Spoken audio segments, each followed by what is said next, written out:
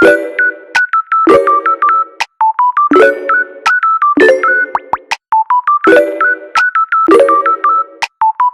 naman ng small city nila. Feeling ko napaka-holy. Ayan, ito may mga rosary. Ito yung yan yung mga excursion here. Lourdes Past. Pasok tayo here. May mas, schedule. Ito yung papasok ng Lourdes. Wow, ang laki niya ito. Sanctuario Notre Dame de Lourdes. Notre Dame de Lourdes. Oh, ang laki. Ang lawak niya. Ang main sanctuary. Sabi nung aming tour guide, this is one of the two Marian Monastery. Probably nagpakita din dito si Mama Mary. Papasok kami sa church. Pangit miracle first. This is a 6-hour train. Ooh, ganda ng video ko. This is Sanctuario de Lourdes. Kakatapos lang namin mag-mass and yung mass in French. Actually, yung offertory, ngayon lang ako nakita ng offertory na pwede card, pwede digital. Laki pa here. Ayan. So, medyo malayo lang siya, pero worth it naman pumunta, guys. Ayan. So, ang story daw dito is dun sa grotto, mamaya pupunta kami. Pwede kayo makabili kasi ng bote, tapos kukuha kayo ng parang holy water or healing water dun sa may grotto. Ang story kasi, si Mama Mary or si Lady of Lourdes nagpakita kay Saint Bernadette kung saan dun yung grotto na sinabing maghusay siya hanggat makita niyo yung spring of water. Tapos yung spring of water na yun, nakakapagpagaling siya. So, madami na daw testimony or witnesses na nakakapagpagaling yung holy water. Then, tomorrow, meron daw sarap at 9 a.m. At 9 a.m. pwede kang maligo din sa holy water kasi mabilis daw natutuyo yung tubig. Ito yung likod ng church. Yan yung likod ng church. Ayan. Laki niya. As in, malaki talaga. Ito atin, mas malaki ito compare dun sa pinuntahan namin sa Portugal, sa Fatima. Kasi yun, no? Meron pa siyang mga monastery talaga.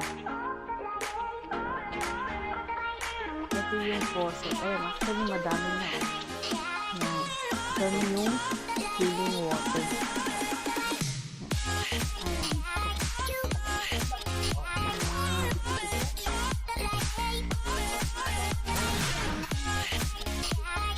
Malakas ang pili.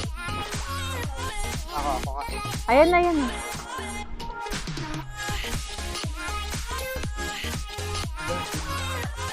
Yan yung healing water.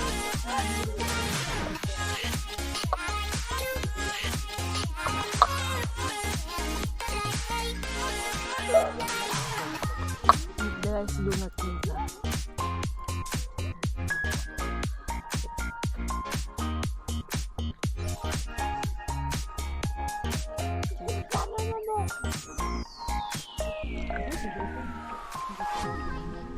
Okay guys, yung iba nakikita ko, iniinom pala nila yung water. So, I think just depende na lang sa'yo kung gusto mo inumin or what. Ayan.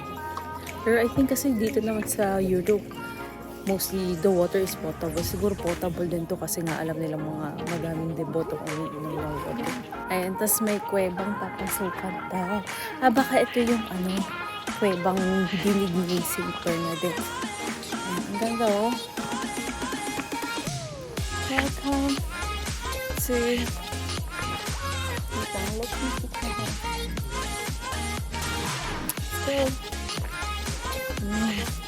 ito yung spring water.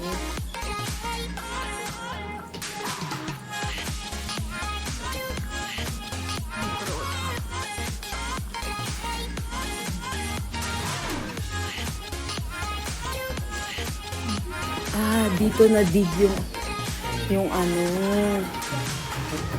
dito na hukay. hukay. Nahukay ni St. Bernadette. Yan, may mga nag-o-offer din. So, dito talaga siya sa kuweba. Kaya makikita nyo, medyo tumutulog-tulog pa.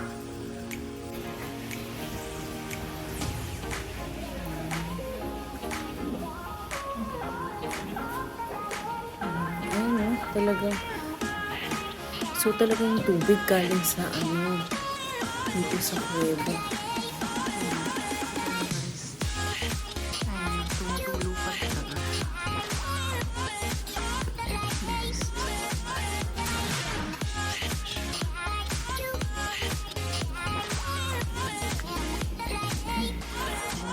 Grotto ni Mama Mary.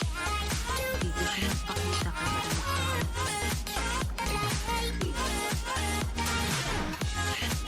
And actually guys, habang nagmamas, medyo teary-eye ako. So, I just feel so blessed and grateful for all the blessings that I've received and my family, that we're able to be here, you know, to visit such beautiful country. Not just the country, pero yung mga pilgrimage, yung just feel so blessed. Thank you po. Ayan, ang ganda. You know, you can really feel the solemnity of the place. Like, usually daw yung mga pilgrimage dito talaga nag-start. Yeah, I want to take it in. Ang ganda rin kasi ang lapit na sa bundok.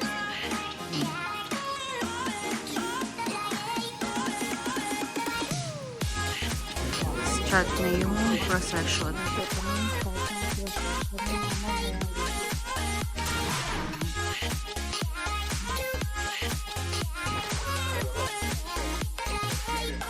We bought a candle outside worth 50.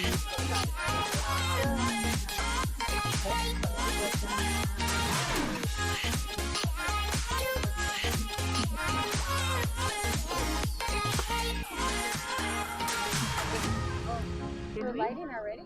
Yes. You will light us. Who? Oh.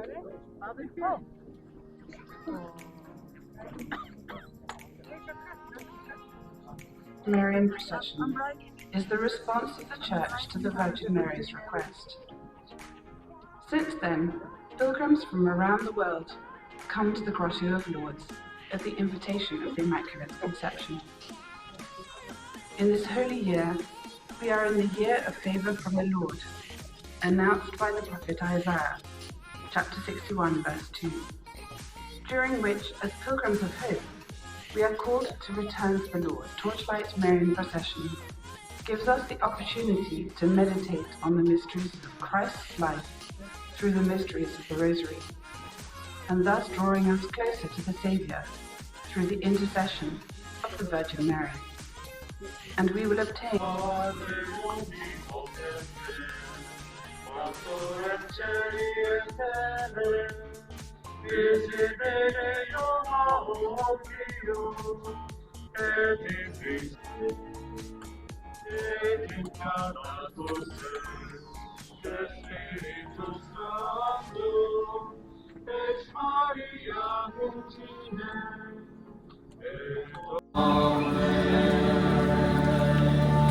Dans une foi commune, prions pour le repos de l'âme.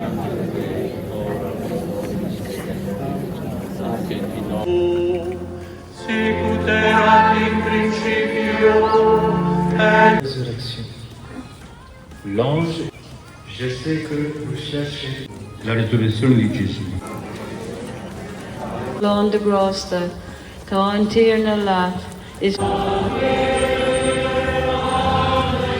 Amen.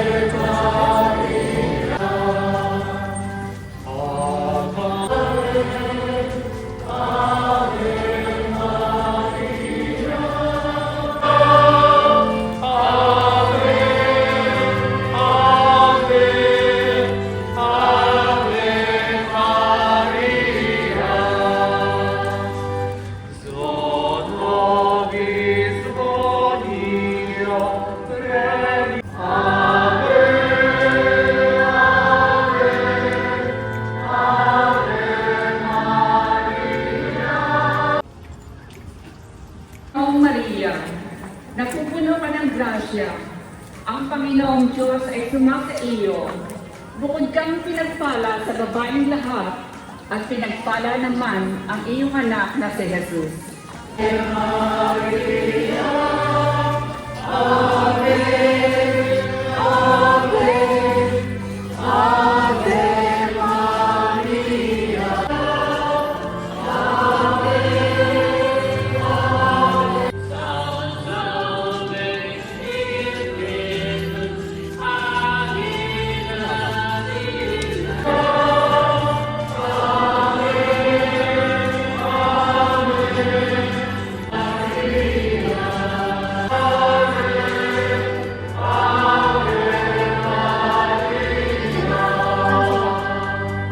Ayan.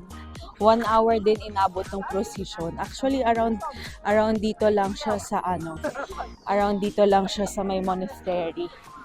Ang ganda naman ng procession, like, new experience. Yan. Ang maganda siya is inclusivity kasi different language yung ginamit nila.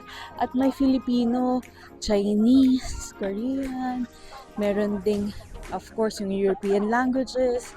So, yun, different nationality talaga yung pupunta dito. So, magandang experience siya for all the people na want to experience it. Lalo na kung may mga, ang dami rin nag-pilgrimage eh. Dami rin kami mga Pilipinong nakita. Tapos yung kandila, makakabili naman kayo dito. 50 cents euro lang siya. Ayan, so, ngayon, balik na kami sa hotel and rest because tomorrow we're gonna go to Paris. It's another 6-hour by train. Good night! Lourdes at France. At night pa. Lourdes at night.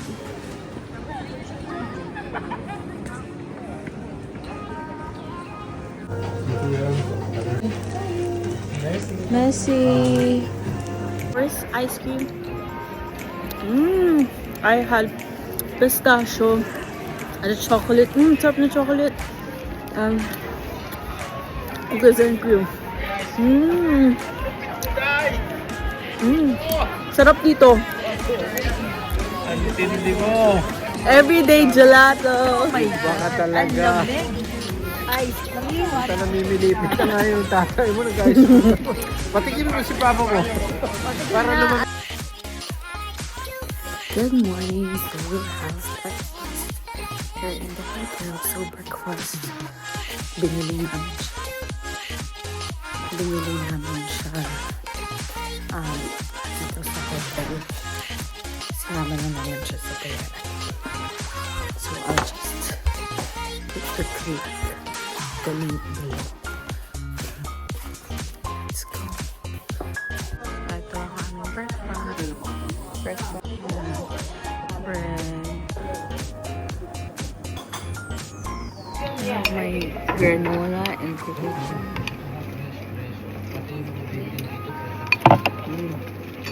Sunod na may bread. Kita walang timer eh.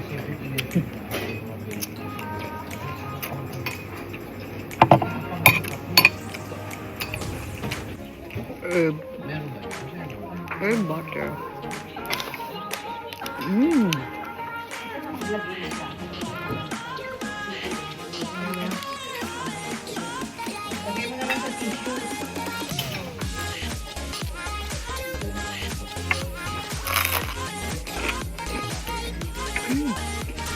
Itong herb butter.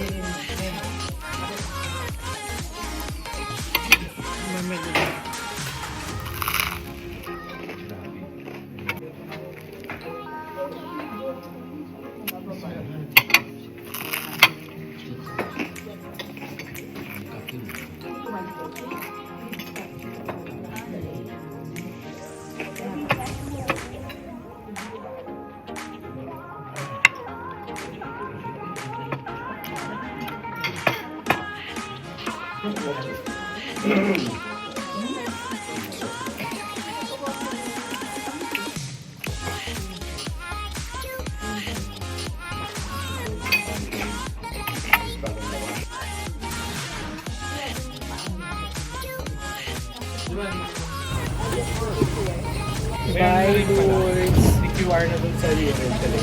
Oo nga. Lasing at Lourdes.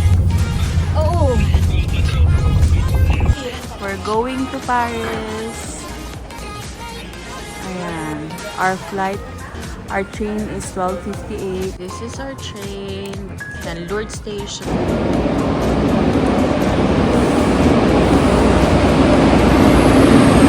This is our train.